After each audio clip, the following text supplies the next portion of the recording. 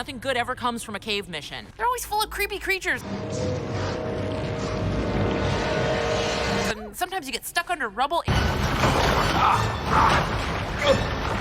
Feels like a third of all our missions are in caves. Welcome, one and all. We're back this week discussing Star Trek Lower Decks, Season 4, Episode 8. This one's called Caves. Now, before we continue, spoilers lie ahead, so take this as your final warning. Now on with the show. Caves. Such an apt title for an episode dealing with just that. Caves. Although I do think there's something a little bit deeper here. Does that count as a joke? I'll let you decide in the comments down below. So I have already seen a bit of hate for this episode online, which somewhat baffles me, so allow me to defend the episode just a little bit right here off the top. If you can remember back to just before the season started, we were treated to some leaks of the episode titles specifically, which have turned out to be 100% true, although we were only given the first 8. Now I do think there were a couple of reasons for this, first and foremost being that the screeners only contain the first episodes. However, it is also my belief that this episode is the calm before the storm. Caves was the last episode title we were given, and this episode here is the last bastion of the lower decks that we've known for the prior 4 years, before something fairly massive comes along and changes things. A paradigm shift which is going to forever change the status quo of this show. As such, spending quality time with our founding quartet really does feel nice and like a well-earned treat to the fans. Far be it for me to praise an episode for omitting T'Lyn, but this time it actually makes sense. This episode really is a celebration of not only the friendship of Boimler, Mariner, Rutherford, and Tendi within the show, but it's also a celebration of our attachment as fans to these characters as well. This episode is basically an anthology, and it reminded me, structurally at least, like a Simpsons Treehouse of Horror episode, but more on that a little bit later. The framework storyline here is fairly simple. The anthology flashback segments are working mostly as lessons to help the characters deal with their current situation, and this may help explain why some people are having issues with the show. So Boimler, Mariner, Rutherford, and Tendi, they all get assigned to a mission together, which is actually something that's not happened since their promotions earlier this season. Here, they're sent down to a planet to research the moss growing within a cave. I hate caves! After some fairly expected shenanigans ensue, our characters wind up trapped within the cave. They're cut off from comms, and they're in need of an escape from the carnivorous, ever-advancing mold. Part of the fun of this episode is the insanely high count of references to Star Trek cave episodes past, and actually just Star Trek episodes past in general. I'm probably reading too much into it, but the molds seem to act in a similar manner to the strange rock substance in that DS9 episode Heart of Stone.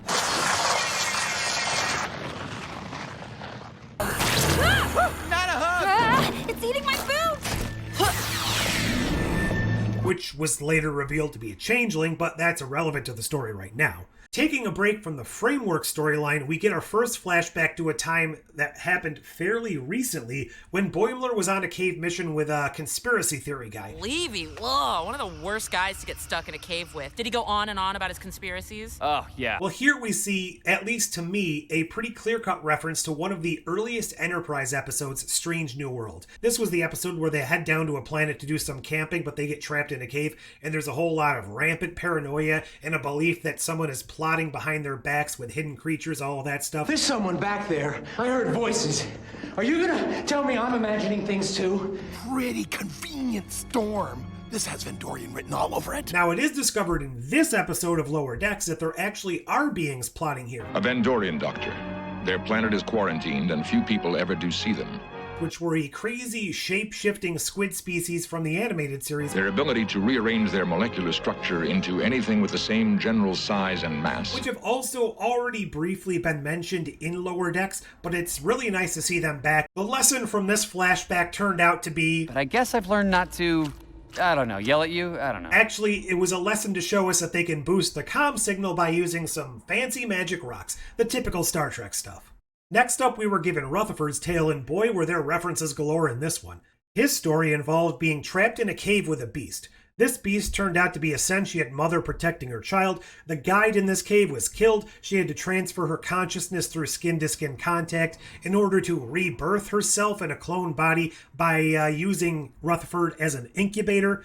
Where to even start with this? That's basically like taking the Horta from TOS, the Katra idea from Search for Spock, the TNG episode The Child, the Enterprise episode where Trip had a baby, This is a nipple. and rolling them all up into the cave idea from the Trill homeworld. It's also kind of interesting to note that the Trip Gets Pregnant episode immediately follows the Lost in the Paranoia cave episode from Enterprise. So did they kind of just binge Enterprise before making this episode? The third story comes to us from Mariner, who upon taking the lead of the Delta Shift characters, the before-seen Lower Decks rival team, they're trapped in a cave which has some sort of time-protected minerals that they need to retrieve for survival. You know, very similar to that TNG episode where Wesley was going to leave for the Academy and they found all that booby-trapped water. I knew there had to be water.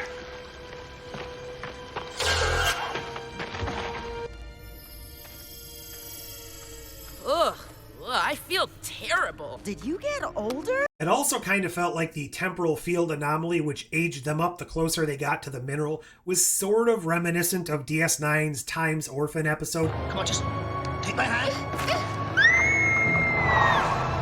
Flashbacks aside, back in the framing device, all of these story flashbacks have really put our characters on edge, making them feel like they're no longer friends, they no longer know each other, blah blah blah, all of that stuff. And now, in a bit of clever storytelling, at least in my opinion, the story that Tendi had been trying to tell all episode is the one that they actually needed to hear. Now, despite all that has happened, despite their changing and their growth and our characters possibly even drifting apart, they're all deeply linked as best friends. And it was a very sweet moment that really kind of proves that Tendi is the glue of this group of characters, which is really kind of fitting if you think about it, because at the very beginning of the series, she was just so apprehensive about being the only Orion on board and not fitting into the crew, and she's now the one holding all of these friends together.